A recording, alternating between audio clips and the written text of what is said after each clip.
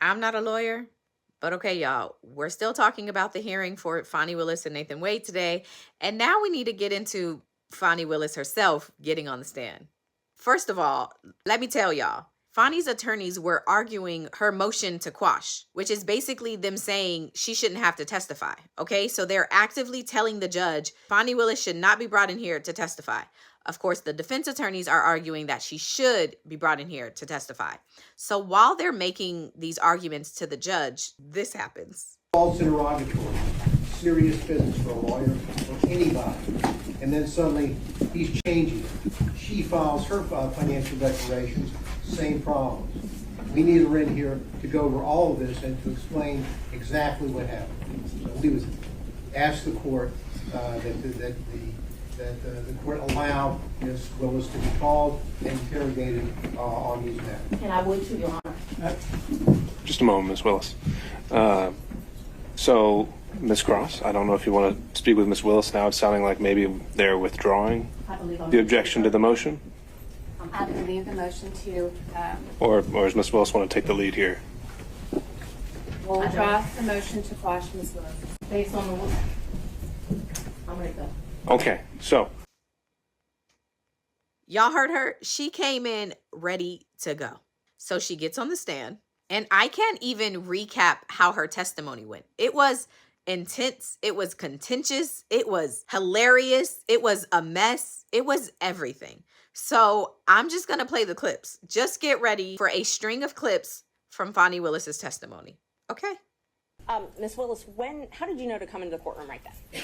There were people I was pacing in my office. Okay. And I heard someone yell, "His testimony is done." It only made sense to me that I would be your next witness. And I've been very anxious to have this conversation with you today. So I ran to the courtroom. Did you meet with Mr. Wade and talk to him about the motion that I filed to disqualify you? I don't know if you could say talked about. I probably had some choice words about some of the things that you said that were dishonest within this motion. So I don't know that it was a conversation. As you know, Mr. Wade is a Southern gentleman. Me, not so much. I read the motion. I am sure I told him what my opinion of it is. Okay. And past that, we had no substantive conversation. You did not. Okay. Is there something you didn't understand? No, I just wanted to make sure that Okay. you did not have. Let's start back in 2019. Yeah. So you and Mr. Wade met in October 2019 at a conference?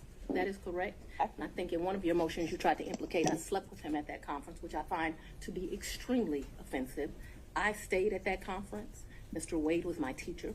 Well, it's highly offensive when someone lies on you, and it's highly offensive when they try to implicate that you slept with somebody the first day you met with them, and I take exception to it. All right, well, Ms. Willis, you'll have the opportunity to explain all of that when it's the state's turn to ask more open-ended questions. I think we have. I very much want to be here, so I'm not a hostile witness. I very much want to be here. Not so much that you're hostile, Ms. Willis, it'd be an adverse witness. Your interests are opposed to Ms. Merchant's.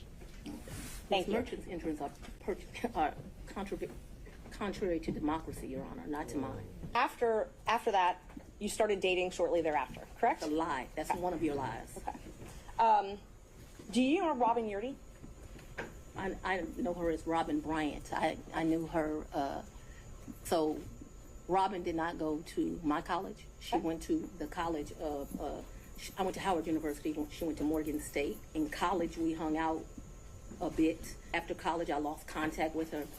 I probably didn't see Robin again until maybe 7 or 8 years ago, but we did not have a consistent relationship from when I left college and came to Emory Law School here in Atlanta. I have not spoken to Robin in over a year. I certainly do not consider her a friend now. During 2021, you all were friends, correct? Yes. Okay. And such good friends that when you needed a place to stay, you asked her if you could take over her lease. That's a lie. You did not move into her apartment? I did, but that's not the way you characterize it is wrong. Robin met her husband. They wanted to move into another and separate place. She wanted to get rid of her condo. My father was living with me at the house. Because of this case and because of my stance on gangs, my life was being threatened regularly. My father urged me to leave our home. So I don't remember when, but probably March or April of 21, I move in and take over her lease. Did you pay her cash or did you use a card? There were some times that I would give her cash, but mostly I paid her via Cash App. That would be the most convenient thing. But what percentage would you say you paid cash versus Cash App? Oh, the vast majority was Cash App. I Cash don't App. know what percentage. I'm not going to guess that. So let's just back up and talk about the first time that you went to Florida with Mr. Wade. But he paid for the flight and the cruise on Royal Caribbean that time. So he is the one that would book the travel, but we need to be clear when we're talking about just because he booked it doesn't mean, like, I don't consider him having taken me anyplace. Let me just be honest. The only one that's ever taken somebody someplace is for his 50th birthday. I consider that I took him to Belize. And I took him to Belize because, I don't want to discuss his personal business, but I'm happy Mr. Wade is still here with us. And I did 50 big, very big. So, and I'll get to the reimbursements and all that. I'm just trying to confirm he paid for the flight and the cruise in October. And I think that when you say things that way, I want this record to be Initially. abundantly clear that he calls his travel agent and then he tells me how much it is and I give him the money back. I don't, just like you're asking me about the money with Robin, I don't do my friends like that. So if you tell me it's a G, then you're going to get $1,000. Whatever it is, I didn't ever make him produce receipts to me. Whatever he told me it was, I gave him his money back. And then after that cruise, you all flew to Aruba and spent a couple days in a hotel there, correct? Right. He initially paid for that. For Aruba, yes, ma'am. I know he initially paid for it. Did you pay him back? For the cruise and for Aruba, yeah, I gave him his money before we ever went on that trip. You gave him cash before you ever went on the trip? Mm-hmm. Okay. And so when you got cash to pay him back on these trips, would you go to the ATM? No, lady. You would not go to the ATM. No. So the cash that you would pay him, you wouldn't get it out of the bank. I have money in my house. You have money in your house. So it was just money that was there. When you meet my father, he's going to tell you as a woman, you should always have, which I don't have, so let's don't tell him that. You should have at least 6 months in cash at your house at all times.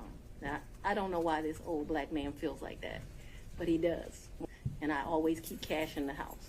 That has been, I don't know, all my life. If you're a woman and you go on a date with a man, you better have $200 in your pocket. So if that man acts up, you can go where you want to go. So I keep cash in my house.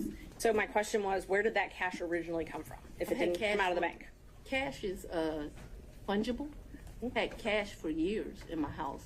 So for me to tell you the source of when it comes from, when you go to Publix and you buy something, you get $50, you throw it in there.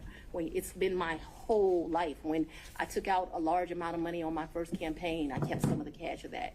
Like, to tell you, I just have cash in my house. I don't have as much today as I would normally have, but I'm building back up now. So you just put money in. It's a very good practice. I would advise it to all women. So you can't identify when you came into this cash or where the cash came from? I didn't say I couldn't identify it. No, nobody gives me anything. I am sure that the source of the money is always the work, sweat, and tears of me.